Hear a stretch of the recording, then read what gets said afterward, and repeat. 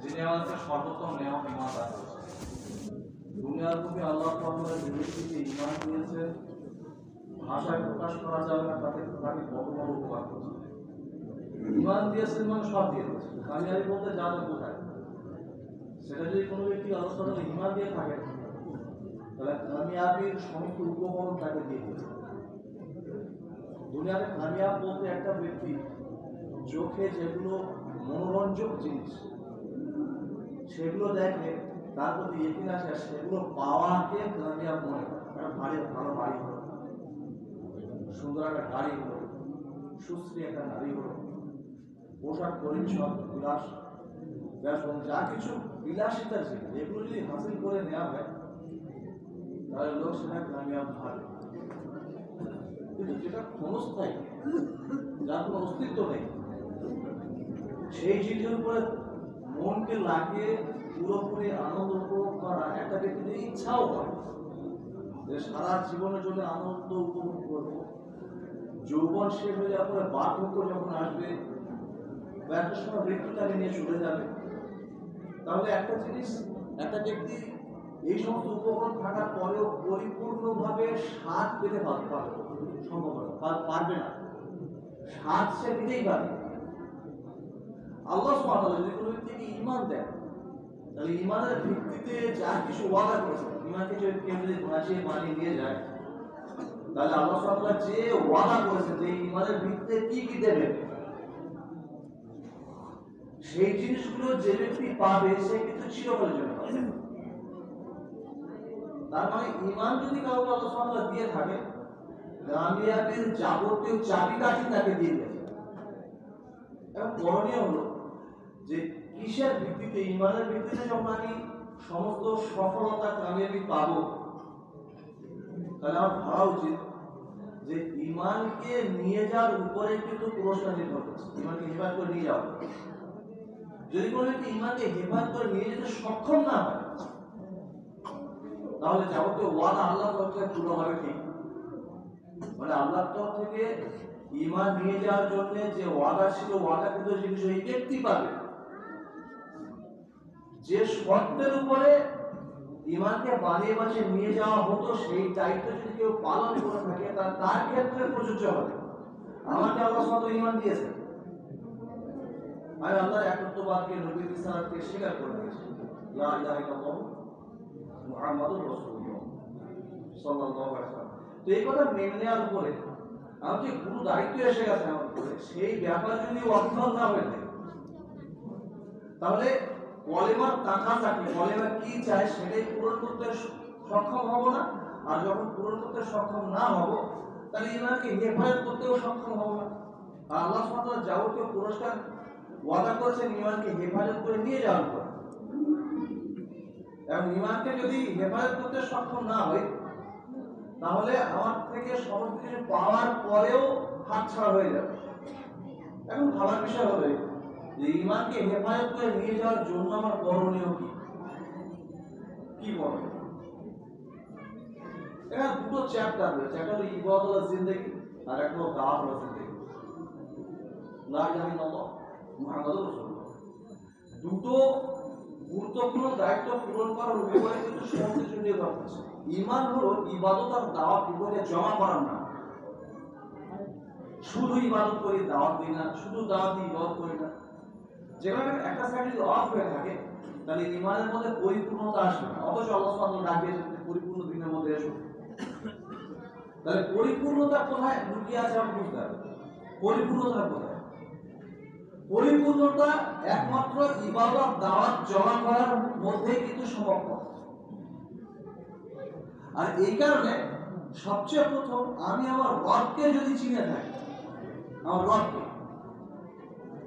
তাহলে কিন্তু আমার পক্ষে তার ইবাদত করা এবং তার প্রশংসা করা এবং তার সম্পর্কে পরিচিতি ঘটানো, এই সমস্ত কিছু আমার দ্বারা সম্ভব হবে। সবচেয়ে গুরুত্বপূর্ণ জিনিস হলো রবকে চেনা। রবকে যদি না চিনে থাকি, যেমন মুসলমান ছাড়া গ্যার কম যারা আছে, তাদের রব সম্পর্কে ধারণা নেই। রব সম্পর্কে ধারণাই নেই, রব কাকে বলে।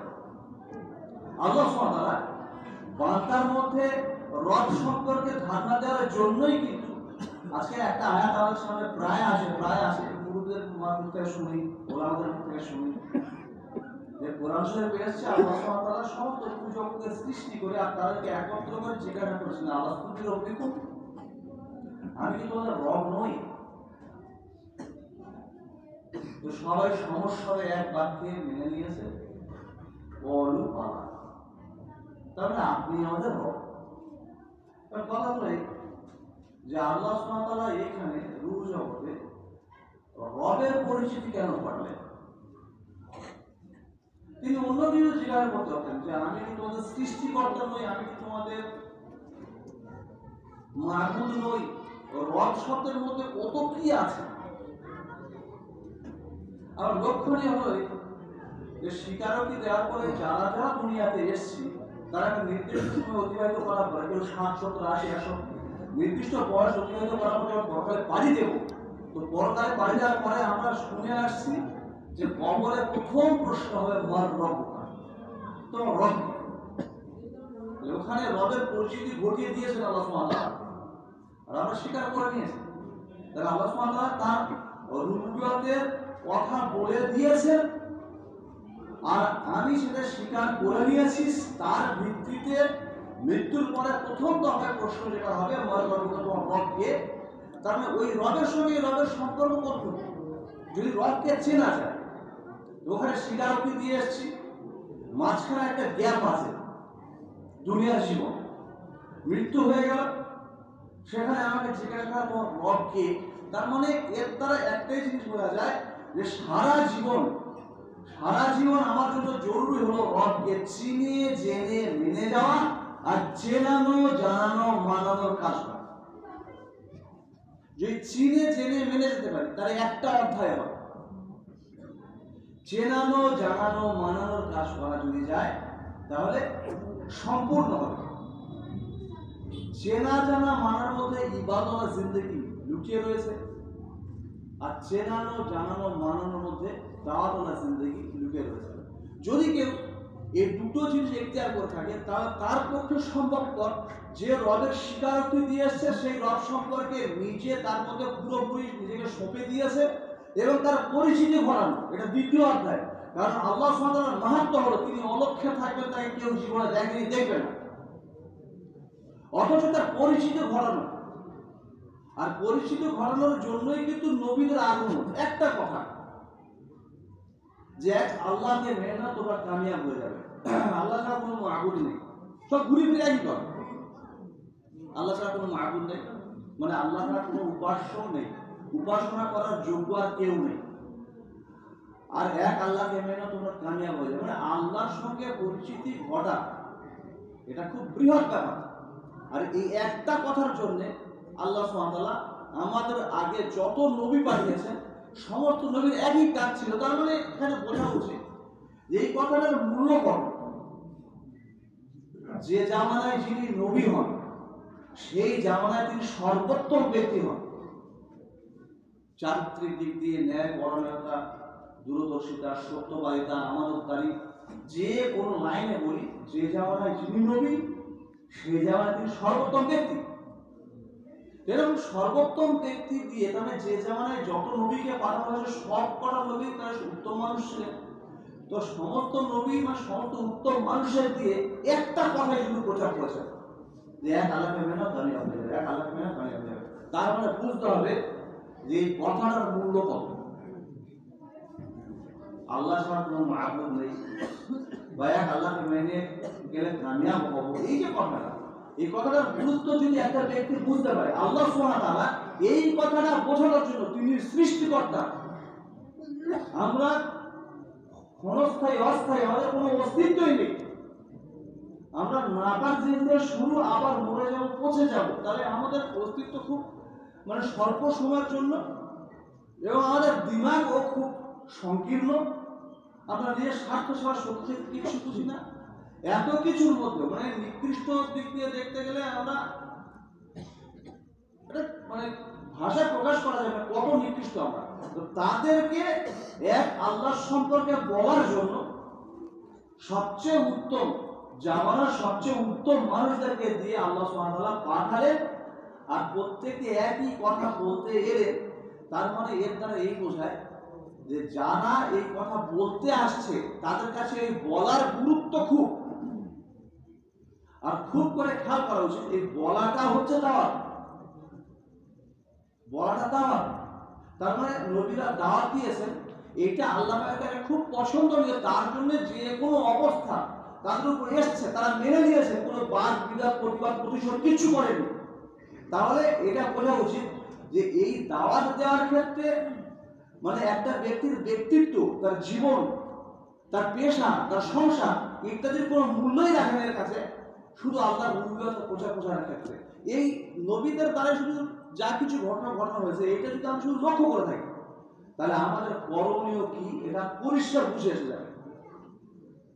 আর শুধু এই কথাটা বোঝানোর জন্য যেহেতু নবীরা এসেছিলেন, তাহলে বুঝতে হবে যে কাজ সবচেয়ে উত্তম মানুষদের দিয়ে করানো হয় তার থেকে উত্তম কাজ দুনিয়ার মধ্যে কিছু হতে পারে না।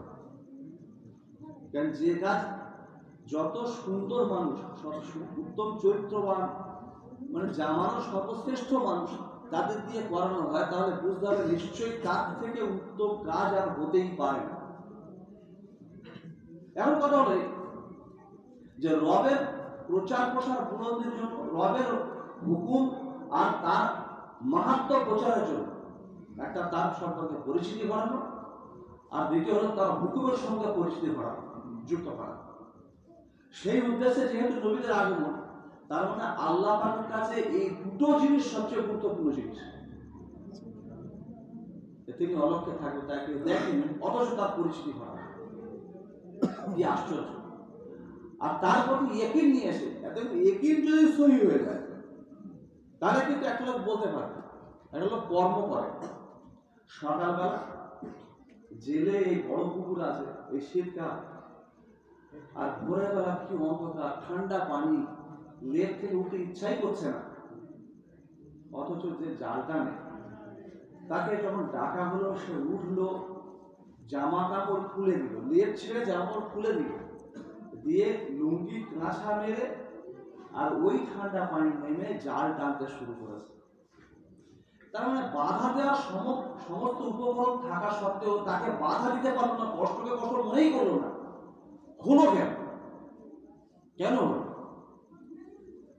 অ্যাকচুয়ালি তার সামনে যে একটা জিনিস আছে যে আমি এই 1 ঘন্টা বা 2 ঘন্টা যদি মেহনত করে থাকি তাহলে আমার 500 টাকা বা 1000 টাকা অপেক্ষা করছে, একদম শিওর আছে, নিশ্চিত যে আমি পাবই, দৃঢ় এগিয়ে বদ্ধমূল এগিয়ে যখন কোনো বিষয় কার মধ্যে থাকবে তাহলে প্রতিবন্ধকতা যা আসুক না কেন সেটাকে সে ডোবকে চলে যাবে। এখানে 1000 টাকা বা 500 টাকা যদি পাই, একটা ক্যালকুলেশন করে নিয়েছে যে এই 1000 টাকার বিনিময়ে কি কি করবো, কি কি প্রয়োজন পুরো করবো। এই ক্যালকুলেশন যখনই করে নিয়েছে তখন তার পক্ষে কিন্তু কোনো কষ্ট মনেই নাই। তাহলে একই তাকে আমার করাচ্ছে। সকালবেলা ট্রেনে কি ভিড়, একটা ভিড়, একটা লোক পরিবার যদি কয়েক মাস যায় রোগাল হয়ে যাচ্ছে, এত চাপ। কিন্তু যারা জানছে তারা অভ্যস্ত হয়ে গেছে, তারা কি কষ্ট হয় না, তারা কি মানুষ নয় না, তার লোহ মানব, তার লোহার তৈরি। আমি যেমন সেও তেমন, এই যে কষ্ট সহিষ্ণু হয়ে গেছে, কষ্ট সহ্য করে ফেলেছে। কিভাবে হলো? অ্যাকচুয়ালি সেরকম ক্যালকুলেশন করে গেছে, সপ্তাহ গেলে বা মাস গেলে আমি একটা এই পাবো, আর যেটা নিয়ে আমি এই আশা পূরণ করবো, তার মানে দিদি বা চাকরি সুযোগ যা কিছু আছে, এই টাকাগুলো পূরণ করা তার পক্ষে সম্ভব হবে। ক্যালকুলেশন করে নেওয়ার পরে তারা নিশ্চিত হয়েছে, নিশ্চিত যখন হয়েছে তখন কিন্তু কাজটা করা তার পক্ষে সম্ভব হয়েছে, কষ্ট আর কষ্ট মনে নেই। তাহলে কোনো বিষয় যদি নিশ্চিত হওয়া যায় তখন কিন্তু সেই দায়িত্ব পালন করা যায়। বাজারের ভিতরে আপনার একটা দোকান আছে, খালি দোকান, দোকানটা যখন থাকবে তো 5টা বন্ধু 5 রকম কিন্তু বুদ্ধি দেবে। একজন এসে বলবে ওরা জুতো দোকান করে, আরেকজন এসে বলবে ওরা মুদি দোকান করে, আরেকজন বলবে কাপড় দোকান করে, আরেকজন বলবে বসে দোকান করে, কেউ বলবে সবজির দোকান করে। তার মানে যে সম্পর্কে অভিজ্ঞ সেই সম্পর্কে আমাকে বলে গেছে। বলে যাওয়ার পরে এখন সিদ্ধান্ত নেওয়ার পালাটা কিন্তু আমার। যে আমি কি করব, আমি যেটা দৃঢ় সিদ্ধান্ত নেব সেই কাজটা, সিদ্ধান্তের উপরে আমি কাজটা করতে পারবো। আর এই সিদ্ধান্ত নেওয়া হবে আমার ওই ক্যালকুলেশন যে আমি এটা যদি খুলি পাবো কি পাবো, এই ক্যালকুলেশন করে নেওয়াটাই কিন্তু আমাকে ওই কাজে উদ্বুদ্ধ করবে আর কাজটা বাস্তবায়ন করা। তাহলে আমার বোঝা উচিত যে ইকিন যদি বদ্ধমূল হয়ে যায়, ইকিন যদি বদ্ধমূল হয়ে যায়, তাহলে কিন্তু যে কাজের উপরে ইকিনটা তৈরি হয় সেই কাজ করতে আমি সচেষ্ট হব। দাওয়াত ইবাদত সেম, যারা মসজিদের মধ্যে এসছে তাদের হুকুমের গুরুত্ব যদি বোঝে তাহলে সে আল্লাহর হুকুম করবেই। যে করছে না, যে আল্লাহর হুকুমের মধ্যে নেই, নামাজটুকু পড়েন, নিঃসন্দেহে বুঝতে হবে সে আল্লাহর হুকুমের গুরুত্ব বোঝেনি। যদি বুঝতো তাহলে করতো। উদাহরণ দিলে একটা ক্লিয়ার হয়ে যাবে। একটা কাঁচের ঘর, পুরো কাঁচের ঘর, তাতে একটা বাথরুম করেছে, পেচ্ছাপ পায়খানা, আর বাইরে থেকে অক্সিজেন দেওয়ার মতো বা ঠান্ডা গরমের একটা বিশেষ ব্যবস্থা আছে যে একটা মানুষ তার ভিতরে টিকে থাকতে পারে। আর কোনো সদ্যজাত সন্তান যদি সেখানে থাকে, তার ভিতরে থাকে, আর তার পিতা মাতার সঙ্গে কোনো সম্পর্ক ঘটনা হয়নি, তার ভিতরে তাকে মানুষ করা যায়, বোবা আর কালা লোক দিয়ে রেগুলার তাকে দুধ বা খাদ্যের ব্যবস্থা করা হয়েছে, সে একে কোনো ভাষা শেখায়নি, সে নিজে ভাষা জানে না। এই করতে করতে ওই ছেলেটা যদি 16 বছর বয়স হয়ে যায় বা 18 বছর বয়স যায়, পূর্ণ বয়স হয়ে গেছে, পূর্ণ বয়স হয়ে যাওয়ার পরে ওকে যদি ছেড়ে দেওয়া হয়, বাইরে আসে, আর ও যেখানে দাঁড়িয়ে আছে ঠিক এর পিছনে একটা পিলারের আড়ালে একটা বাঘ দাঁড়িয়ে আছে, কেউ যদি ওকে বলে পিছনে বাঘ খেয়ে নেবে, এর কোনো প্রতিক্রিয়া হবে? শোনার পরে কোনো প্রতিক্রিয়া হবে কি? কোনো প্রতিক্রিয়া হবে? বাঘ জানে, বাঘ শব্দটা শুনছে, কিন্তু বাঘ মানে কি এটা যদি না বুঝতে পারে তাহলে তার কোনো অনুভূতি আসবে না। আর যখন ভিতরে কোনো অনুভূতি আসবে না, বাইরে কোনো প্রতিক্রিয়া আসবে না। ইমানের ব্যাপারে, ইমানের ব্যাপারে সচেতন করার জন্য আল্লাহ সুবহানাহু ওয়া তাআলা যুগে যুগে নবী পাঠিয়ে দিয়েছেন, যাতে করে আমরা যেন বোবা কালার মতো না হয়ে থাকি, আমরা যেন আমার রব সম্পর্কে চিনি যে তিনি মহান, তিনি চিরস্থায়ী, চিরঞ্জীব, সব তিনি সৃষ্টি করেছেন, তার কাছ থেকে আমরা এসেছি, আমাদেরকে ফিরে যেতে হবে, সারা জীবনের পরিবার তিনি তরফ করবেন। তিনি যখন কিছু ছিল না তখন ছিলেন, যখন কিছু থাকবে না তখন তিনি থাকবেন, তার জন্য কিছুর প্রয়োজন নেই, নিদ্রা মৃত্যু তাকে স্পর্শ করতে পারে না। তাহলে তার গুণ সম্পর্কে তিনি নিজেই বলেছেন। কোরআন শরীফের পাতা প্রথমে যখন খুলবো তার আগে আল্লাহ সুবহানাহু ওয়া তাআলার গুণ বর্ণনা করব। আল্লাহুল্লাযী লা ইলাহা ইল্লা হুয়ার রাহমানুর রাহিম ওয়াল মালিকুল কুদ্দুস আসসালামু আলাইকুম আল আজিজ ওয়াল জব্বার ওয়াল মুতাকাব্বির ওয়াল খালিক ওয়াল বারি ওয়াল মুসাউওয়ার ওয়াল গফফার ওয়াল কাহার, এক সেক না 99টা এখানে আছে। কিন্তু আল্লাহ যত গুণ, তত গুণবাচক নাম, তাহলে তিনি এত গুণের অধিকারী। কত গুণের অধিকারী অ্যাকচুয়ালি বলা যাবে না যে তিনি কত গুণ অধিকারী। তাহলে এখানে কিছু গুণ সম্পর্কে বলা হয়েছে, সেই গুণ সম্পর্কে আমি ধারণা না রাখি যে তিনি সমস্ত কিছু করেন, তার কাছে আমার ফিরে যেতে হবে। এই ফিরে যাওয়ার ব্যাপারটা যদি আমি ঠিক মতো বুঝতে না পারি, মানে ওরকম বোবা কালার কাছে মানুষ একটা ব্যক্তির মতো যদি হয়ে থাকি, তাহলে কিন্তু আমার জীবনটা ওইভাবেই কাটিয়ে দেবো, কিচ্ছু জানি না, কিচ্ছু বুঝিনি। আর সেইটা যাতে করে কেউ না করতে পারে, এই কারণে আল্লাহ সুবহানাহু ওয়া তাআলা বিভিন্ন সময় নবীদের পাঠিয়ে দিয়েছেন বোঝানোর জন্য।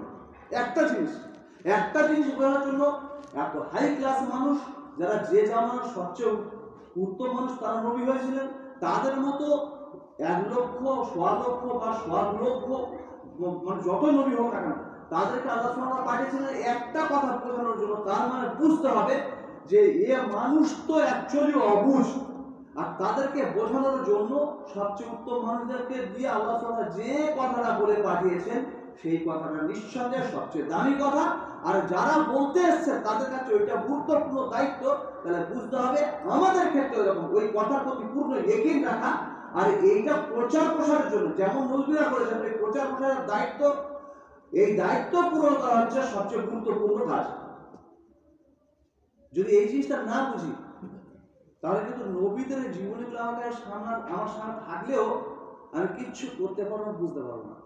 দেখুন, নবীদের জীবন যদি বলি, এক একটা নবী কত কত সময় বেঁচেছে দুনিয়াতে থেকেছেন।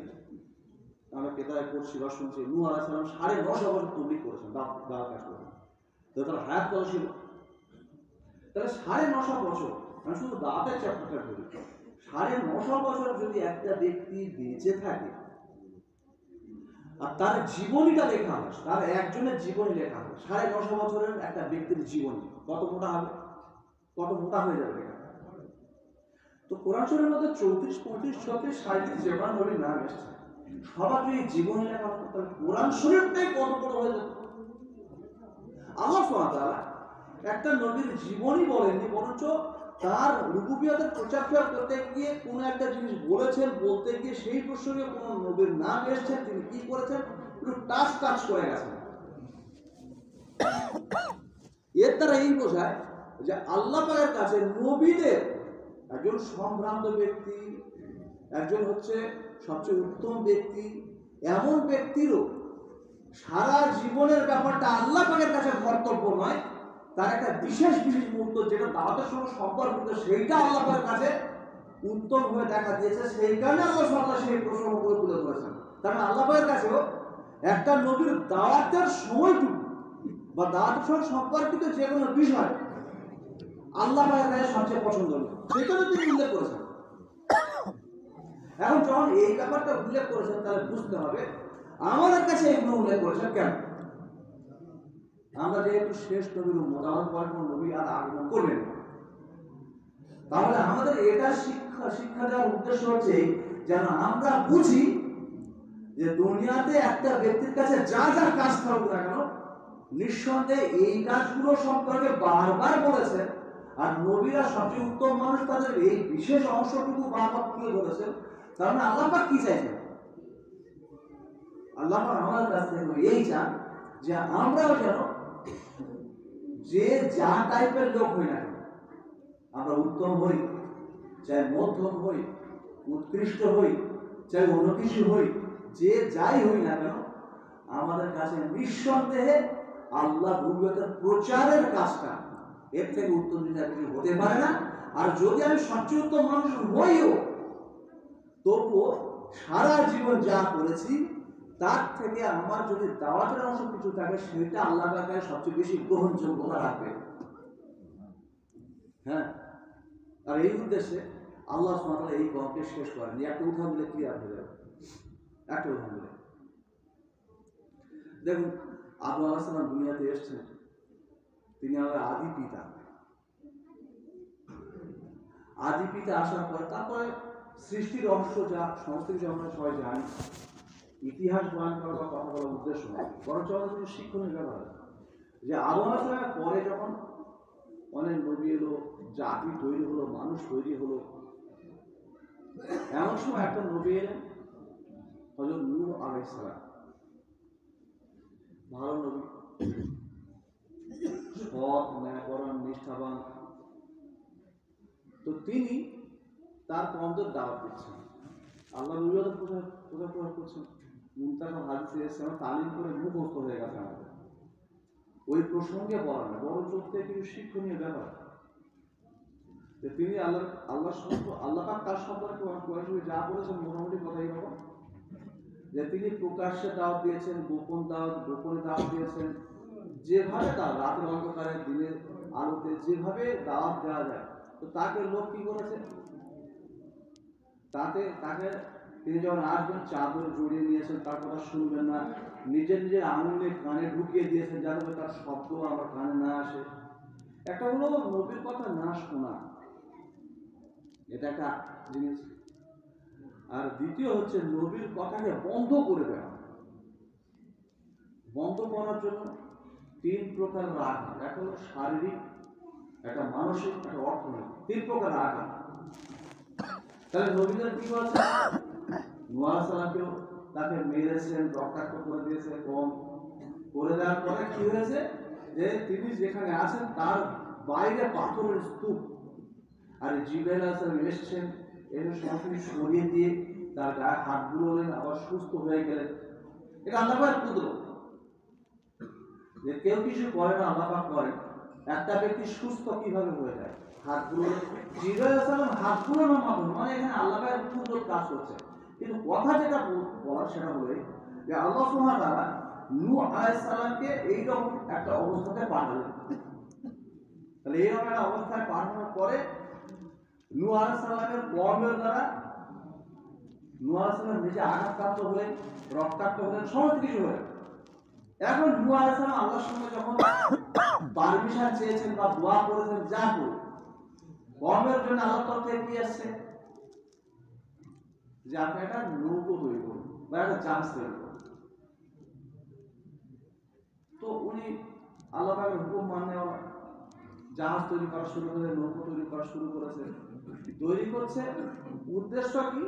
উদ্দেশ্য যারা আমরা ফলোয়ার, অনুসরণ করেন, ইতিহাস করেন, ইতিহাস হলো ইমান অংশ,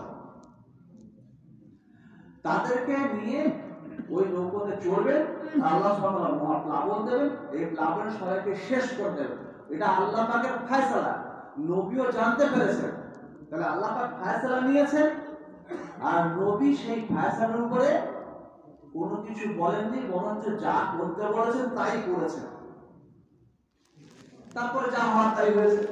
যথাসময় নৌকো তৈরি হয়েছে, এই নৌকোর শুকনো ডাঙায় সবাই উঠলেন, তাকে তার অনুগামী অঞ্চলে 40 বা 80 যে পারে সবাই উঠল। আল্লাহ পাক প্লাবন দিলেন, দিয়ে সবাইকে শেষ করে দিলেন, ওই কজনকে বাঁচিয়ে রাখলেন। এখানে সমস্ত কওমকে শেষ করে দেওয়া উদ্দেশ্য কি? কেন করলেন? তারা মানে না, নবীর কথা মানে না। নবী দাওয়াত দিয়েছেন, শোনেন, নবী দাওয়াত দিয়েছেন, শোনেনি, মানেনি। আল্লাহ সুবহানাহু ওয়া তাআলাকে শেষ করে দিয়েছেন, যারা মেনেছিল তাদেরকে শেল্টার দিলেন, হেফাজত করেছেন। একই ঘটনা দেখুন, মুহাম্মদ সাল্লাল্লাহু আলাইহি ওয়াসাল্লাম তায়েফে গেছেন, একই টাইপের ঘটনা। কথার কথা শোনেনি। 3 জন গোত্রপতিকে দাওয়াত দেওয়া হয়েছে, তারা রিজেক্ট করে দিয়েছে। শুধু রিজেক্ট করে দেয়নি, যে আতিথেয়তার ব্যবস্থা থাকে আরবের বুকে, সেটা তো করেননি। আর তার উপরে কি করেছে? লেলিয়ে দিয়েছেন সন্তান, মানে এখানকার ছেলেদের, স্থানীয় ছোট ছোট ছেলেদের লেলিয়ে দিয়েছেন।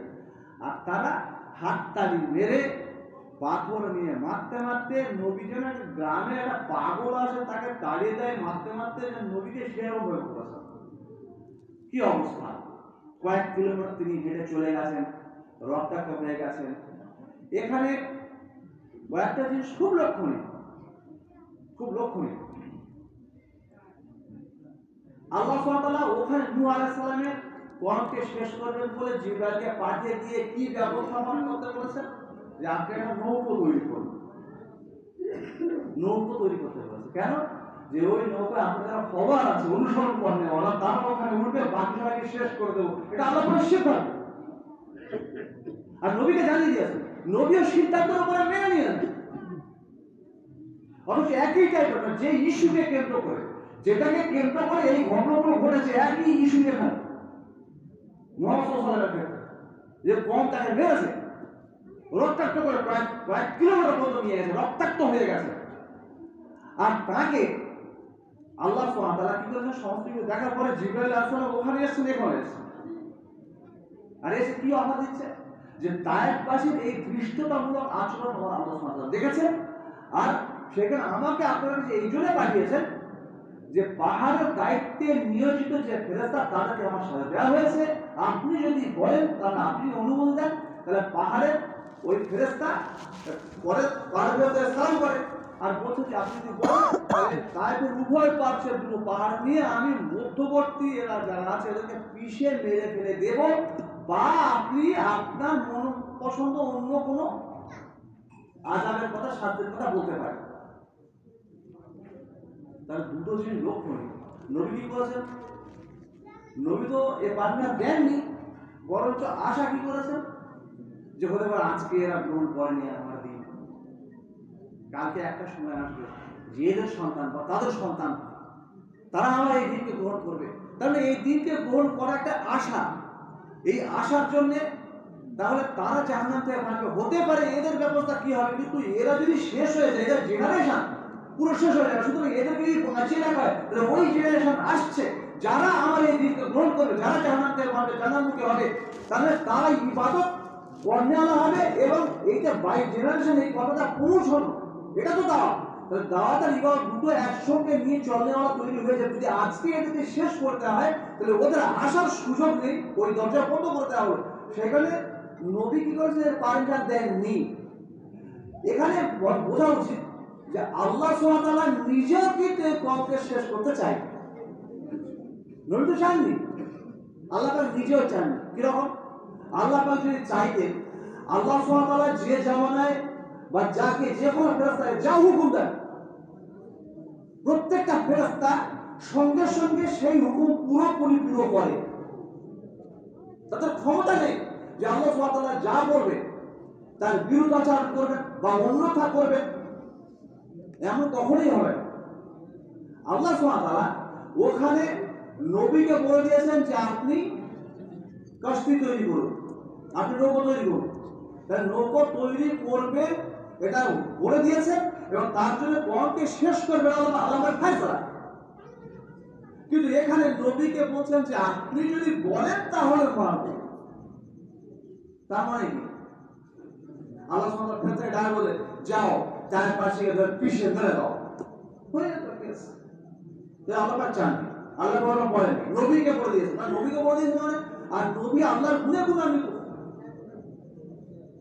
তিনিও তার উদারতা, তিনি যে নরম মানুষের লোক প্রকাশ করে দিয়েছেন, যে এই আশা ব্যক্ত করেছেন। এখন প্রশ্ন হলো যে নূহ আলাইহিস সালামের কওমকে আল্লাহ সুবহানাহু ওয়া তাআলা সরাসরি শেষ করে দেওয়ার জন্য তিনি মনস্থ করেছেন। আর নবীর কাছে যখন নবুয়ত করার জন্য পাঠানো হয়েছে, নবী কিন্তু ওই কওমকে বাঁচানোর জন্য আল্লাহ পাককে বলেন। এর দ্বারা কি বোঝায়? যে অন্য কওমের বেলায় কিন্তু বা অন্য জাতি, মুহাম্মদ সাল্লাল্লাহু আলাইহি ওয়াসাল্লামের পরে যারা এসেছেন তারা উম্মতে মুহাম্মাদী, উম্মতে মুহাম্মাদের আমরাও। তাহলে আমাদের জন্য দাওয়াতের কাজকে সরাসরি গ্রহণ না করার অপরাধটা এই জায়গায় যায় না যে আমরা হালাক হয়ে যাবো দুনিয়াতে। আল্লাহ সুবহানাহু ওয়া তাআলা একটা অবস্থান দিয়েছেন। কেন? হতে পারে তোমার জেনারেশন সে আসতে পারে, এটা একটা যেমন ব্যাপার, তেমনি এটা একটা ব্যাপার যে ওদেরকে শেষ করে দেওয়ার পিছনে আল্লাহ সুবহানাহু ওয়া তাআলার ফয়সালা ছিল। নবীও তার জন্য দোয়া করেননি, মানে হেফাজত করার জন্য। যেখানে এখানে আমাদের আশা করেছেন। আশা কি? আশা, ভয় আর ভরসা তিনের সমন্বয়ে ঈমান। তাহলে আল্লাহর কাছে আশা করা, আল্লাহর কাছে আশা করার পরবর্তী জেনারেশন কি পাবে? কোনো বেতার নয়, কোনো মোবাইল নয়, কোনো কিচ্ছু নয়। তাদের কাছে তথ্য আল্লাহর তরফ থেকে, আল্লাহ রুবিয়তের তথ্য তাদের কাছে পৌঁছাবে কিভাবে? যেভাবে পৌঁছাবে সেটাই হচ্ছে দাওয়াত। যদি এই জিনিসটা বুঝতে পারি, তাহলে আমার দিমাগ খুলে যাবে যে আমি উম্মতে মুহাম্মদ হিসেবে দুনিয়ার বুকে এসেছি, মানে ইবাদত আর দাওয়াত দুটো কাজ আমার জন্য করা জরুরি, করা জরুরি। যদি না করে থাকি তাহলে ক্ষতি কি? আমি কি করতে এসেছি আর কি করে গেলাম, খুব ভালো করে বোঝা উচিত। আমি আমার পিতাকে খুব ভালোবাসি, আমার আব্বাকে প্রচন্ড ভালোবাসি। আমরা যারা আছি সবাই ধরুন প্রত্যেকে তার পিতাকে খুব ভালোবাসে, এবং প্রচন্ড গরম, বাড়িতে কারেন্ট নেই, প্রচন্ড গরম। আর আব্বা কষ্ট পাচ্ছে, কম পানি পাচ্ছে, গরম, গাছে কুলকুল করে ঠান্ডা হচ্ছে। আমাকে যদি ডাকে আর দেখে ইশারা করে, খুব কষ্ট হচ্ছে, খুব কষ্ট হচ্ছে। তো কষ্ট হচ্ছে নয়, গলা শুকিয়ে যাচ্ছে, ঠান্ডা আছে, গলা শুকিয়ে যাচ্ছে। তো গলা শুকিয়ে যাওয়ার যে আর্জি তিনি আমাকে করছেন, আমি যদি একটা হাত পাখা নিয়ে আর তাকে ভালো করে হাওয়া করি, খুব ভালো করে হাওয়া করি, তার উপকার করা হচ্ছে না কি? তিনি কষ্ট পাচ্ছে না, আমি হাওয়া করছি, গরমের কষ্ট ঘামে আমি হাওয়া করছি তাকে এত যে তিনি সন্তুষ্ট হচ্ছে। আমি মনে মনে ভাবছি তিনি খুব বড় করছি, ভালো হচ্ছে, কিন্তু না, তিনি তো প্রাণ অবস্থা কত বড় না, জীব শুতে যাচ্ছে। তিনি কি চাইছেন? ঠান্ডা পানি চাইছেন। আমি তাকে হাওয়া যদি করি উপকার করা হবে, তার উপকার করা হচ্ছে, কিন্তু কসম করে বলছি যে উপকার তিনি চাইছেন সেটা হবে না। তিনি ঠান্ডা পানি চাইছেন, আর এই মুহূর্তে হাওয়া দেওয়া পর্যন্ত বিরক্তিকর। ওনার যদি একটু ঠান্ডা পানি দিই সেটাই সবচেয়ে উত্তম হবে, তিনি ওটাই চাইছেন। ঠিক ওইরকম উম্মতে মুহাম্মাদীকে সৃষ্টি করা মূল উদ্দেশ্য ইবাদত নয়। ইবাদত সমস্ত কম করেছেন, সমস্ত জাতি করেছেন। ফেরেশতারা কনস্ট্যান্ট ইবাদত করেন, কনস্ট্যান্ট। তাদের কিতাবের মধ্যে কি আছে যে কিছু শ্রেণী ফেরেশতা তারা রুকু অবস্থায় আছে, কিছু শ্রেণী আছে তারা সিজদা অবস্থায় আছে, কিছু শ্রেণী তারা হচ্ছে কিয়াম অবস্থায় রয়েছে। তার মানে এত প্রচুর ফেরেশতা এক একটা রকম অনুযায়ী রয়ে গেছে। তো এই এত ফেরেশতা একটা রকমে একটা মানে ব্যাটালিয়ন রয়েছে। আল্লাহ সুবহানাহু ওয়া তাআলা তাদের সন্তুষ্ট নন না, আল্লাহ সুবহানাহু ওয়া তাআলা সম্পর্কে প্রশ্নই করা যাবে না।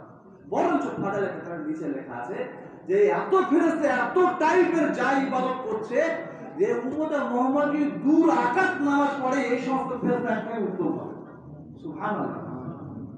তাহলে আল্লাহ সুবহানাহু ওয়া তাআলা ইবাদতের লাইনে ফেরেশতারা যত যা করছে, আর এই উম্মতে মুহাম্মাদী দূর আকাশ নামাজ পড়া তার থেকে উত্তম হবে, তাহলে শুধু তো আমরা দূর আকাশ নামাজ পড়ি ক্ষান্ত হয়ে যেত। স্পেশালি আমাদের যে উত্তম উম্মত মুহাম্মাদী বানিয়েছেন আল্লাহ পাক জানেন যে শ্রেষ্ঠ উম্মত। তাহলে শ্রেষ্ঠ উম্মতের কাজ কি, কারণ হলো যে যেমন ওখানে নূহ আলাইহিস সালাম তার কম সম্পর্কে আর কিছু বলেন, তাকে কষ্ট তৈরি করতে হলে সে তৈরি করেছেন, আর সে তাকে উঠে গিয়ে সবাইকে হালাক করে দেওয়া হয়েছে, হালাক করে দিয়েছে। আর এদিকে উম্মত মুহাম্মাদের জন্য কি হয়েছে? আল্লাহ চান না যে এদেরকে শেষ করবো, আর নবী এমন একটা আশা ব্যক্ত করেছেন যে আশা হলো আনেওয়ালা ইনসান, নেক্সট জেনারেশন, পরবর্তী প্রজন্ম, তাদের কাছে এটা পৌঁছে যাবে। তাদের কাছে পৌঁছে যাবে কিভাবে? যেভাবে পৌঁছে যাবে তবে তো তারা দিনের মধ্যে আসবে, এরা না এলো তারা আসবে। এর দ্বারা কিন্তু একটা শ্রেণীর দায়িত্ব পূরণ করতে হবে, যার মাধ্যমে এই কাজটা হবে। আর যারা এই দায়িত্ব পূরণ করবে তারাই হলো দায়ী, আর যারা এই কাজটা করবে তাদের কাজটা হচ্ছে দাও। তাহলে দাওয়াতের কাজ ভিন্ন, এই কাজটা অসম্পূর্ণ থাকবে। কিন্তু মানুষ কি করে জানে? মানুষ এই করে যে সে তার কিছু পিছু টানের জন্য, উম্মতে মুহাম্মাদের বৈশিষ্ট্য কোথায় না বুঝতে পারার জন্য, উম্মতে মুহাম্মাদ হওয়ার পরেও, সে বৈশিষ্ট্য সম্পন্ন হওয়ার পরেও উত্তম জায়গাটা নিজের দখল করতেই পারে, নিজের কিছু নেগলিজেন্সের কারণে বুঝতেই পারে যে আমি কেন দুনিয়া থেকে এসেছি, আমার উম্মতে মুহাম্মাদ হিসেবে আগমনের কারণ কি। শুধু সন্তান সম্পর্কে কথা চিন্তা করে যে আমি যদি যাই, আমি বের হই, আমি এই করি, কি হয়? একটা উদাহরণে ক্লিয়ার হয়ে যাবে। একটা উদাহরণ, যদি এই কথা বলে অনেক মনে হতো স্বার্থপর মতো হবে, স্বার্থপর নয়, ভালো করে বিশ্লেষণ করে চিন্তা করুন। নূহ আলাইহিস সালাম তার কিস্তিতে সবাইকে তুলে ধরা হয়েছে। কেনান নিজের ঔরসজাত সন্তান, কেনান নিজের জন্ম দেওয়া সন্তান, সে হতে ওঠেনি। কেন? সে নাফরমান ছিল। সে যুক্তি দিয়েছে কি যে আমার লম্বা লম্বা পা আছে, আমি সাঁতার কেটে ওই উঁচু পাহাড় যদি পাহাড় উঠে যাব। এখানে দেখবেন একটা কথা, যখন কথা শোনেনি তখন নূহ আলাইহিস সালাম তার নিজের সন্তানের উপর আল্লাহ তাআলা দোয়া করেছেন যে আল্লাহ তুমি তো বলেছো যে আমার আহলে তুমি বাঁচাবে। তাহলে যে দায়ী তার কাজ করনেওয়ালা, তার আহলকে আল্লাহ পাক বাঁচাবে, এই কথা দোয়া আছে। এই বাঁচাবে মানে কি? এই বাঁচাবে মানে হেফাজত করবে, দুনিয়ার যে কোনো সমস্যা, আখিরাতের যে কোনো সমস্যা হেফাজত করবে। আল্লাহ সুবহানাহু ওয়া তাআলা জানিয়ে দিয়েছেন। এই কথা ভালো করে শুনুন, ভালো করে শুনুন, এদিকে শুনবেন না, ভালো করে শুনুন যে আহলে আমরা সাধারণত নিজের জন্ম দেওয়া সন্তানকে বুঝি। আল্লাহ সুবহানাহু ওয়া তাআলা জানিয়ে দিয়েছেন যে আল্লাহ সুবহানাহু ওয়া তাআলা ওয়াদার ব্যাপারে পাক্কা, তিনি যা ওয়াদা করেন অবশ্যই পূরণ করেন। কারণ তিনি তার কারোর মুখাপেক্ষী নন, কারোর মোতাজ নন, তিনি স্বয়ং সম্পূর্ণ, কাউকে পড়া করেন না। তবে তিনি যা ওয়াদা করেছেন, ওয়াদাকৃত জিনিস অবশ্যই দান করবেন, যে শর্তের উপর ওয়াদা করবেন, শর্তটা যদি আমি পূরণ করবেন, শর্ত যদি পূরণ না করে থাকি তাহলে ওয়াদাকৃত জিনিস আমি পাবো। আর আমি পরিশ্রম করিনি, আর পারিশ্রমিকের লাইন যখন পড়েছে সেখানে দাঁড়িয়ে যাই, আমি পারিশ্রমিক পাবো নাই। হ্যাঁ, এটা এখতিয়ার আছে, দেনেওয়ালা তিনি যদি আহসান করেন দিতে পারেন আমাকে, কিন্তু আমাকে তো দেবেনি শিওর, নিশ্চিত এটা বলতে পারি না। তো তার কি হয়েছে, যখন বলেছে আল্লাহ আপনি তো বলেছেন আহলে আহলকে বাঁচাবেন, রক্ষা করবেন, আল্লাহ সুবহানাহু ওয়া তাআলা জানিয়ে দিয়েছেন যে আহলে আহল বলতে কাকে বোঝায়। এই একটা কথা যদি আমরা ভালো করে বুঝি, তাহলে কিন্তু আমি আমার কওমের জন্য, আমার সন্তানের জন্য, আমার পরপুরুষের জন্য এত চিন্তা করার কোনো বিষয় নেই, ব্যাপার নেই। আমার যে গুরু দায়িত্ব আল্লাহ সুবহানাহু ওয়া তাআলা দিয়েছেন, সেই গুরু দায়িত্ব পূরণ করার জন্য আজীবন অক্লান্ত মেহনত করা উচিত। একটা জিনিস ক্লিয়ার হয়ে যাবে। সেখানে কি বলেছেন যে আহলে আহাল কাকে বলে? আমরা সাধারণত আমাদের সন্তান সম্পর্কে বুঝাই, কিন্তু আল্লাহ সুবহানাহু ওয়া তাআলা পরিষ্কার জানিয়ে দিয়েছেন যে আহাল হলো সেই যে তোমাকে অনুসরণ করে। তাদেরকে আমি হেফাজত করে দিয়েছি। তাদের যে নৌকোতে উড়েছে, তো তারা তোমার অনুসরণ করে না, তো সুতরাং এরাই তোমার আহাল। আর এদের তো আমি সেফটি করে দিয়ে নিরাপদ করে দিয়েছি, নিরাপদ করে দিয়েছি। ওর মাত্র আমরা এই বয়ান শুনে এসেছি, আমি বাড়ি আসা বয়ান করতে এই মসজিদেও বয়ান করে গেছে যে একটা বুড়ি ছিল, সে বুড়ি সেই নোয়া হাসান একবার যাচ্ছে, দেখে জিজ্ঞাসা করছে, হ্যাঁ বাবা, হ্যাঁ বাবা, এখানে নাকি বন্যা হবে, সবাই কবে হবে, আমার একটু বাবা বুঝি বাবা। তাহলে নোয়া আলাইহিসসালামকে মানতে, কিন্তু নোয়া হাসান তার কথা ভুলে গিয়েছিলেন। এত প্লাবন হয়েছে, সমস্ত কিছু হয়েছে, পুরো বিশ্ব ভেসে গেছে, কিন্তু ওই বুড়ির ছোট্ট একটি কুঁড়ে ঘর, আর বুড়ি সেখানে হেফাজতে ছিল। তাহলে এটা আল্লাহর কুদরত, তিনি সমস্ত কিছু করতে পারেন। তাহলে কুদরত কার ক্ষেত্রে কার্যকরী হয়েছে? যে অনুসরণ করেন, সমান ইতিহাদ করেন, মহাশা পরিষ্কার হযরত পরিষ্কার বলেন, ईमान इतिहाद की नाम है, इतिहाद ही ईमान है। ইতিহাদ করা, অনুসরণ করা, এটাই ঈমান। তাহলে অনুসরণ করার ক্ষেত্রে তারা যারা ব্যর্থ হয়েছে তারা শেষ হয়ে গেছে। যারা অনুসরণ করেছে আল্লাহ সুবহানাহু ওয়া তাআলা হেফাজত করেছে, আর যারা অনুসরণ করেছে এদেরকে আল্লাহ সুবহানাহু ওয়া তাআলা জানিয়েছেন এরা হলো আহলে আহল। তাহলে আহলে আহল যে তাকে আল্লাহ পাক হেফাজত করবে, দুনিয়াতে করেছেন, আখিরাতে করবে। আমি আমার সন্তান সন্ততির ক্ষেত্রে চিন্তা করি, সে যদি আমার দিনকে আমার কথাকে অনুসরণ করে যদি এর মধ্যে না আসে, তাহলে ওরসের সন্তান হলেও আমার আহল নয়। ভালো করে বোঝার ব্যাপার এটা, যে আমার আহল নয়। তার আহলকে যদি এর মধ্যে কেউ, সে যেমন আমার জন্মদার সন্তান না হয়, সে এবং জন্মদার সন্তান যদি আমার অনুসরণ করে, আমার দিনকে অনুসরণ করে থাকে, তাহলে সে আমার আহল। তাহলে এর জন্য দুনিয়াতে আল্লাহ হেফাজত করবেন, আখিরাতে হেফাজত করবেন। এখন কথা হলো যে মানুষ এত কিছু বোঝার পরে তার গুরু দায়িত্ব সে বুঝতে পারে যে তার করণীয় কি, দুনিয়াতে আগমনের উদ্দেশ্য কি, কেন এসছে। উম্মতে মুহাম্মাদী হিসাবে যখন দুনিয়াতে এসেছি, আর আদম সন্তান হিসাবে দুনিয়াতে এসেছি, আমার একসঙ্গে দুটো কাজ শুরু থেকে শেষ পর্যন্ত ভালো করে শুনুন। আদম আলাইহিস সালাম আল্লাহ সুবহানাহু ওয়া তাআলা সৃষ্টি করেছেন, আর সৃষ্টি করার পরে তাকে কি হয়েছে, জিবরাইল আলাইহিস সালাম তাকে ফু দিয়ে রূহ ভিতরে প্রবেশ করিয়েছেন। ফু দিয়ে রূহকে তার শরীরের ভিতরে প্রবিষ্ট করানো হয়েছে। তারপরে তিনি জীবিত একটা মানুষের রূপ ধারণ করে আর মানুষের কার্যাবলী যা সেগুলো শুরু করেছেন।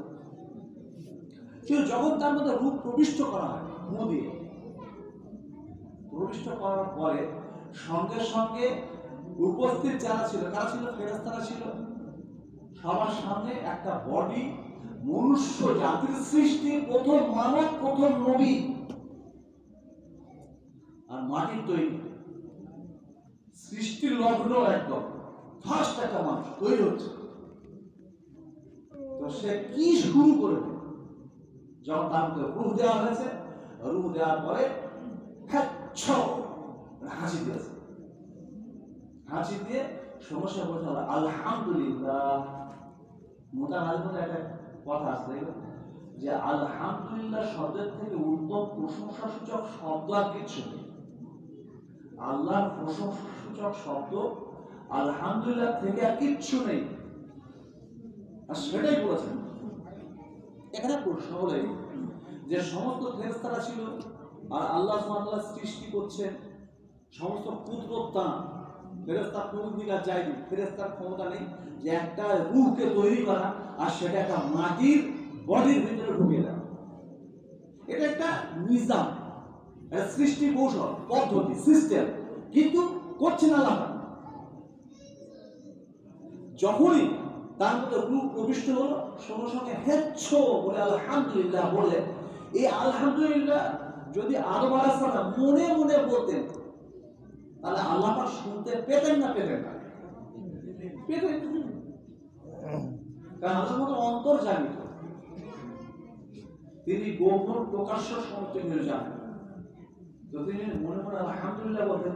এই আলহামদুলিল্লাহটাও, মনে মনে আলহামদুলিল্লাহ বলাটাও আল্লাহ পাকের প্রশংসা করতো, উচ্চস্বরে বলাটা আল্লাহ পাকের প্রশংসা। আর যদি মৃদু ভাবে বলে থাকি, আস্তে আস্তে বলে থাকি, সেটা কি আল্লাহর প্রশংসা নয়? উভয়ই আল্লাহর প্রশংসা। তাহলে আল্লাহর প্রশংসা এই ব্যক্তি প্রথম মানুষ, তিনি যে উচ্চস্বরে করেছেন, উচ্চস্বরে করেছেন, কসম করে বলছি এটা আদম আলাইহিস সালাম করেন না, আল্লাহ পাক করেছেন। সমস্ত ফেরেশতার মাধ্যমে, যা ফেরেশতাগুলো এই মানুষ আমরা তৈরি করবো, মাস আনতে চাইছেন, তারা অনেক কিছু যুক্তি দেখিয়েছে। তো তাদের কাছে প্রথম উত্তম বলে প্রমাণ হয়ে গেল যে মনুষ্য জাতি, মানুষ সৃষ্টি, কাদার মানুষ, মাটির মানুষ উত্তম, এটা প্রমাণ করে দিয়েছে আল্লাহ সুবহানাহু ওয়া তাআলা। এবং আল্লাহ পাক নিজে চান যে আমার বান্দা আমার প্রশংসা করুক। আর উচ্চ স্বরে বলা মানে, উচ্চ স্বরে আলহামদুলিল্লাহ বলা মানে মৃদু হবে আলহামদুলিল্লাহ যদি বলি, এটা জিকির, ইবাদত হবে। আর উচ্চ স্বরে আলহামদুলিল্লাহ মানে অপরের কাছে পৌঁছে দেওয়া, এটা ইবাদত কাম দাওয়াত, 2 in 1। ইবাদত দাওয়াত এট এ টাইম দুটো কাজ করেছে। তাহলে মনুষ্য জাতির হাতি পিতা হিসাবে যদি আমি আমার আদরকে দেখে থাকি আর আমি তাদেরই সন্তান, তাহলে সেই হিসাবে আমার জন্য জরুরি হলো আমার প্রথম কাজ, আমার জীবনের প্রথম সূচনা ইবাদত দাওয়াত দিয়ে হওয়া উচিত। আমার জীবনের সূচনা মানে আমি যখন বোর্ড বুঝতে শিখছি, তাহলে অন্যান্য কাজ না করে ইবাদত দাওয়াতের কাজ দিয়ে আমার জীবনকে শুরু করা উচিত। শেষ সময় হযরত মুহাম্মদ মুস্তাফা সাল্লাল্লাহু আলাইহি ওয়াসাল্লাম শেষ নবী, আখির নবী, আমাদের নবী আর শ্রেষ্ঠ নবী। তার অন্তিম লগ্ন যখন দুনিয়াতে ওভার দিচ্ছেন, বিদায় নিচ্ছেন, ভালো করে শুনুন, গল্প করার জন্য বলছি না, এতে কি শিখার, তিনি দুনিয়াতে বিদায় নেবেন। বিদায় নেওয়ার ঠিক আগে দেখো 4টে ঘটনা এমন এমন আছে, যে কাজটা করে না সেই কাজের উপর তার জীবন শেষ হয়। অধিকাংশ ব্যতিক্রম হতে পারে, আলাদা করাতে পারে। বারুইপুর স্টেশনে দেখবেন ট্রেন যখন ডাউন ট্রেন ঢুকছে বারুইপুরে, মানে 2 নম্বরে বা 3 নম্বরে, আর ওই সময় পেয়ারা তোমার চারটা হু করে থাকে। আমি গল্প বলছি না, অরিজিনাল কথা। ওই পেয়ারা বেসনেওয়ালা খবর পেলাম, আমরা ছিলাম, একজন মারা যাচ্ছে, আর সেই 4টা কথা বলছে, তারপর মারা গেল। তারপরে যার উপরে যে থাকে তার উপরে তার তাই হয়। আবু বকর সিদ্দিক রাদিয়াল্লাহু আনহু, তার আগে ওসমান গনি রাদিয়াল্লাহু আনহু যদি বলি, ওসমান গনি রাদিয়াল্লাহু আনহু এমন এক সাহাবী যাকে নবীজি তার 2টো কন্যা দান করেছেন। আর পরে এই কথা ব্যক্ত করেছেন যে আমার যদি আরো কন্যা সন্তান থাকতো তাহলে ওসমানের সাথে বিয়ে দিতাম। এত শরীর, এত ভদ্র, এত ভালো। আর এই সাহেব কেমন সাহেব 4জন মূল খলিফা, তাদের মধ্যে একজন যে জীবদ্দশায় জান্নাতের খুশ খবর। তার বেশিরভাগ সময়টা কিন্তু কোরআনের সঙ্গে সম্পর্ক যুক্ত ছিল, কোরআনের সঙ্গে। আর যখন মৃত্যু হবে তিনি রোজাদার ছিলেন, রোজা অবস্থায় ছিলেন, আর চতুর্দিকে প্রহরা ছিল, আর শত্রুপক্ষ দুজন পিছন দিক থেকে এসে আর কি করেছে, তাকে ছোড়া মেরে। তার আগের ঘটনা তিনি পড়াশোনা করছিলেন, পড়াশোনা পড়তে পড়তে একটু তন্দ্রাসের কাছে স্বপ্ন দেখা শুরু করেছে। স্বপ্নে কি দেখছেন যে নবীজি এবং দুই বড় সাহাবী, আবু বকর সিদ্দিক রাদিয়াল্লাহু আনহু আর ওমর রাদিয়াল্লাহু আনহু, দুই সাহাবী, তারা ওর ভিতরে আছেন, জান্নাতের ভিতরে আছেন, আর ইনি বাইরে চিন্তা করছেন। তিনি গিয়ে বলছেন, রাসূল চতুর্থ শত্রু বেষ্টিত, কি হবে জানি কোন পরিস্থিতি, মানে অবস্থা ব্যর্থ করছে। নবী ওখান থেকে একটা কথা বলে, তুমি যদি বলো তাহলে আল্লাহর কাছে দোয়া আছে, আল্লাহ সুবহানাহু ওয়া তাআলা তোমার মদত করে তোমাকে জিতিয়ে দেবেন, বিজিত হবে। আর যদি চাও তাহলে তোমাকে, তুমি আমার কাছে এসে আমার সঙ্গে জান্নাতে থাকবে, কোনটা চাও? ওই সময় আমি আপনার সাথে করতে চাই, সাড়ে আকার কিছু যে মৃত্যু হয়ে যাবে, চলে যাই আমার নেব প্রিয়, তাকে চলে যায়। আর যেহেতু তিনি রোজা করছিলেন, তন্দ্রাটা ভেঙেছে, করসিক অবস্থায় মানুষ সামনে আছে, শত্রুপক্ষ এসে মেরে দিয়েছে। আর যে মেরে চলে দিয়ে বলছে, এখন আমাদের যদি একটা চর মেরে আজীবন প্রতিশোধ, কত প্ল্যান করবো, দেখে নেবো, এই কত। আর ওখানে যে মেরেছে, যে মেরে তাতে চেয়ে শুধু আপনি বলেছে যে পরিচিত, তো তাতে বলছে তোমার আব্বা যদি এটা দেখতো খুব দুঃখ না, তুমি আমাকে যে মার মেরেছো এটা যদি তোমার আব্বা দেখতো খুব দুঃখ পেত। মারা গেল কোরআন শরীফের উপরে, এমনকি কোরআন শরীফের রক্ত ছিটকে পড়ে। তাহলে কোরআন শরীফের আজীবন ছিল, অন্য অনেক কাজ ছিল তার, কিন্তু কোরআন শরীফের উপরে বেশি ছিল। কোরআন শরীফের উপরে আল্লাহ সুবহানাহু ওয়া তাআলা শেষ করে দিলেন। ওমর রাদিয়াল্লাহু আনহু সারা জীবন যা কাজ করেছেন তার কাজের শেষ নেই। নবী কি বলেছেন, আমার পর নবুয়ত গজবী করার ওমর নবী হল। তার প্রত্যেকটা ব্যবহার, কথা, কাজ নবী সুলভ, তার কাজটা কোয়ালিটি, স্ট্যান্ডার্ডিটি নবীদের। অথচ নবীদের যে কাজ সমূহ তাতে তার ইন্তেকাল হয়নি। ভালো করে বলুন, নবীদের যে কাজটা সেই কাজের মধ্যে ইন্তেকাল হয়নি। ইন্তেকালের প্রাক মুহূর্তে আবু লুকলু এসে বন্ধন মেরেছে, রক্তাক্ত হয়ে গেল, খবর বলিয়ে গেল যে ওমর ইন্তেকাল হয়ে গেছে। উনি সঙ্গে সঙ্গে কি করেছেন, আসলাম রাদিয়াল্লাহু আনহু, যাকে ইন্সপেকশন করার জন্য, মানে পাড়ায় পাড়ায় খবর দেওয়ার জন্য পাঠাতেন। নিজেও রাত্রে বিভিন্ন জায়গায় যেতেন, কোথায় কি খবর, অনেক কথা শুনবেন, অনেক কিছু দেখেছেন, এই ঘটনাগুলো সব ফাইলে গেলে মতো খুবই বড় হয়েছে। তো উনি সারা জীবন এই আমালটা করেছেন, ফলে তার টাকাটা পূরণ করতে পারতেন। যে একটা কাফেলা এসছে, তারা জমির উপরে বসে আছে, রাত্রে শুয়ে আছে, তাদের ডেলিভারির ব্যাপার আছে, তো তিনি তার বিবিকে পাঠিয়ে দিয়েছেন। এই যে সমস্যাগুলো তিনি ইন্সপেকশন করতেন বলে সমস্যাগুলো সমাধানের একটা রাস্তা নিজের থেকে তৈরি করেছেন। একটা বাচ্চা, কটা বাচ্চা মিলে কাঁদছে, তার মা নিয়ে সেই চুলোয় জাল দেওয়া, হাঁড়িতে পানি দিয়ে, এই ঘটনাগুলো সব আমরা জানি।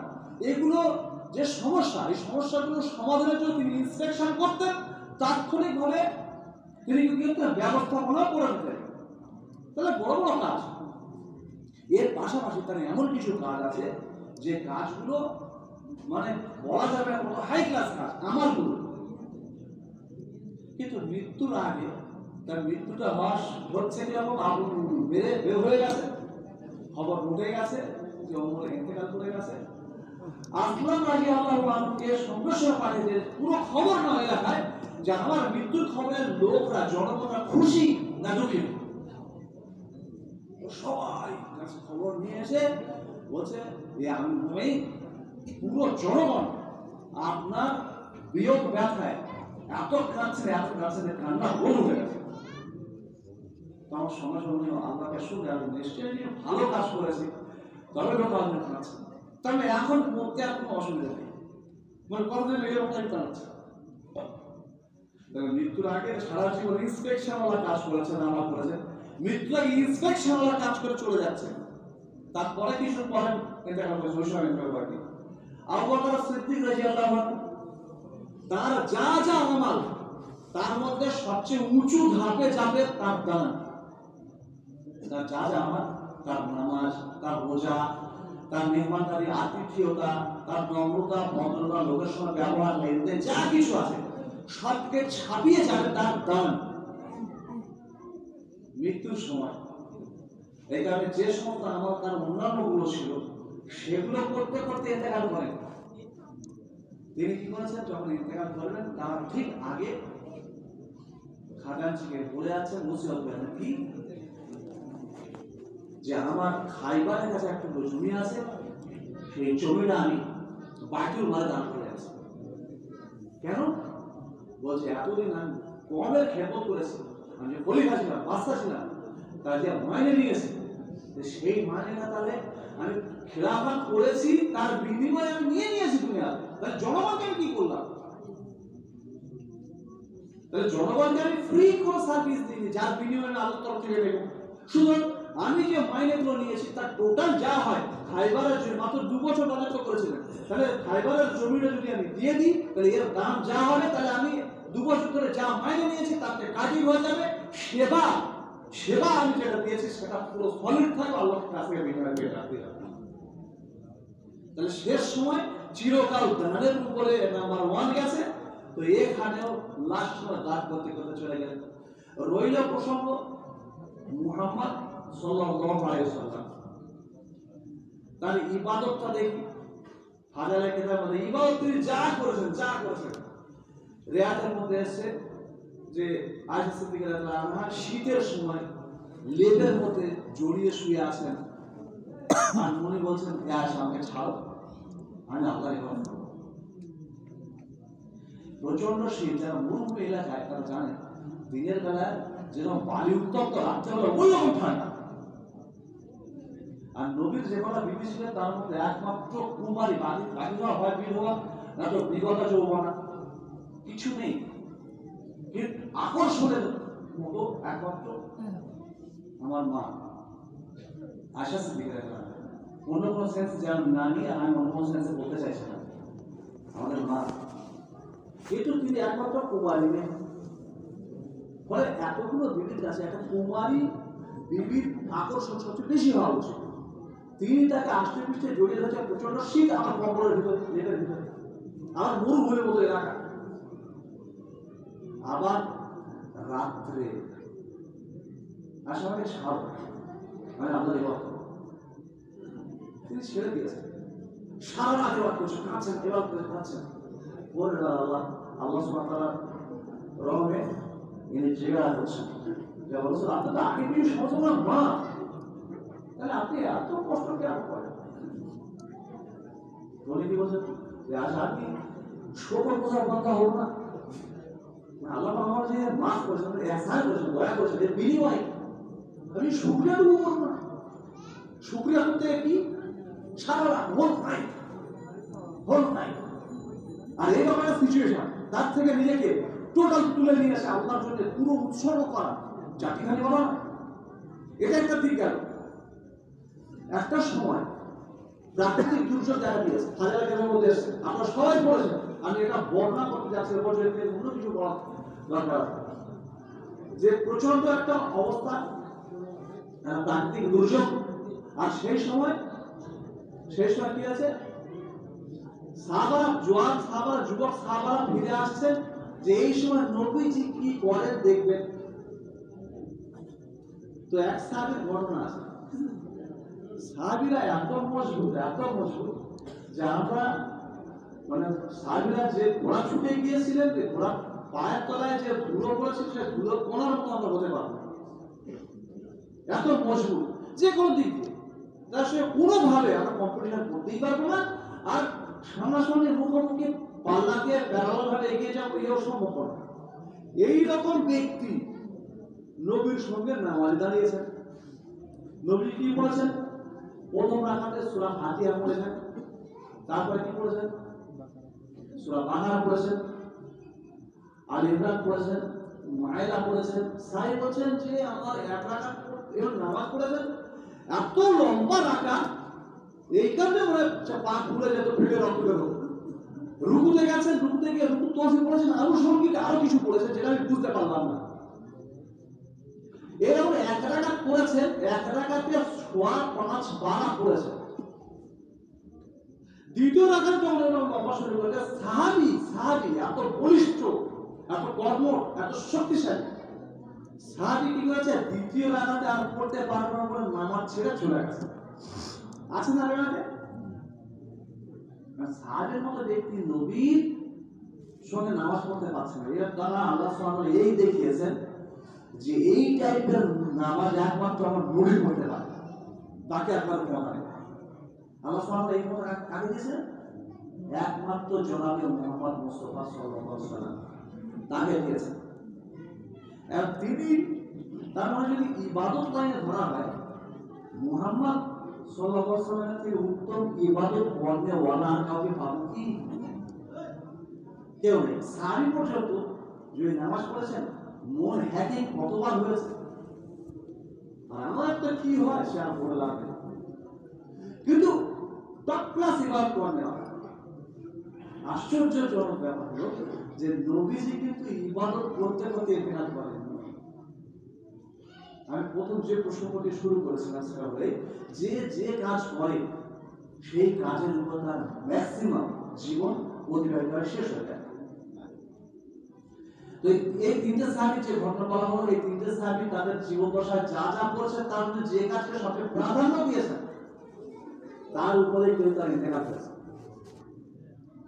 আমাদের নবীর ক্ষেত্রে যদি ইবাদত লাগে ধরি, এই ইবাদত তার মতো করার কেউ নেই, অথচ আশ্চর্যজনক ব্যাপার হলো যে আল্লাহ সুবহানাহু ওয়া তাআলা ইবাদত করন্ত অবস্থায় তার থেকে তাকে দুনিয়া থেকে নেননি। তিনি যখন ইন্তেকাল করবেন তার আগে তার অবস্থা কি? শুধু এতটুকু বলেছেন যে নামাজ সম্পর্কে আল্লাহকে ভয় করো, নামাজ সম্পর্কে আল্লাহকে ভয় করো, আর গোলামের হক সম্পর্কে বলেছেন। তাই নামাজ সম্পর্কে আল্লাহকে ভয় করার কথা বলেছে, এটা কি একসঙ্গে নামাজ আল্লাহর ইবাদত, আল্লাহর হুকুম, আর গোলাম মানে আমার অধীনস্থ যে, এক কথায় তাহলে হকুল্লাহ হকুল ইবাদ দুটোর কথা একসঙ্গে বলে গেছেন। আর নামাজটা ইবাদত আর নামাজটা বলাটা দাওয়াত, তাহলে একসঙ্গে সব কাজ করে নিয়েছেন, ইবাদত আর দাওয়াত করে নিয়েছেন, তার সঙ্গে হকুল্লাহ হকুল ইবাদ সবকিছু বলে গেছেন। এইটা বোঝা উচিত যে আমাদের মনুষ্যের সৃষ্টি আদম থেকে, তাহলে তিনি কি করেছেন? ইবাদত দাওয়াত দিয়ে শুরু করেছেন। শেষ নবীর শেষ কথা, আমরা শেষ নবীর উম্মত, কারণ তার শেষ কথা কি? ইবাদত দাওয়াত দিয়ে। তাহলে আমাদের পুরো জীবনটা শুরু থেকে শেষ পর্যন্ত, যা শুরু আর শেষ মাঝখানে গুলো কি? শুরু আর শেষটাই তো মূল জিনিস। তাহলে আমাদের শুরু কিসে? ইবাদত দাওয়াত দিয়ে। শেষ কিসে? ইবাদত দাওয়াত দিয়ে। তার মানে আমাদের জীবনটা ইবাদত দাওয়াতের বাইরে আর কিছু নেই। যদি এই জিনিসটা বুঝতে পারি, তাহলে ইবাদত আর দাওয়াত এই দুটো কাজ করা আমাদের সবচেয়ে জরুরি।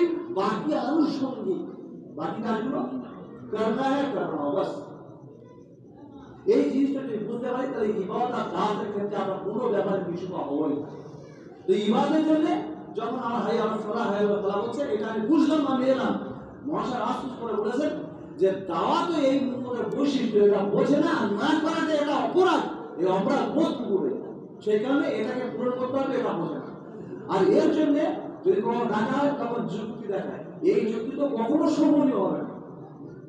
যে আমার আল্লাহ সুবহানাহু কেন রেখেছেন, কেন সৃষ্টি করেছেন, উম্মতে মুহাম্মদ হিসেবে বা কেন পাবেন, এই টোটাল জিনিস যদি একটুখানি হিসাব করে নিই, তাহলে বুঝতে পারবো আল্লাহ সুবহানাহু আমাকে ইবাদত আর দাওয়াত দুটোর জন্য জমা করার জন্য দুনিয়াতে পাঠিয়েছেন। সেই কারণে এর জন্য যা যা টাকাটা আসবে সেই টাকাটা পুরো করা আমার জীবনের মূল বৈশিষ্ট্য।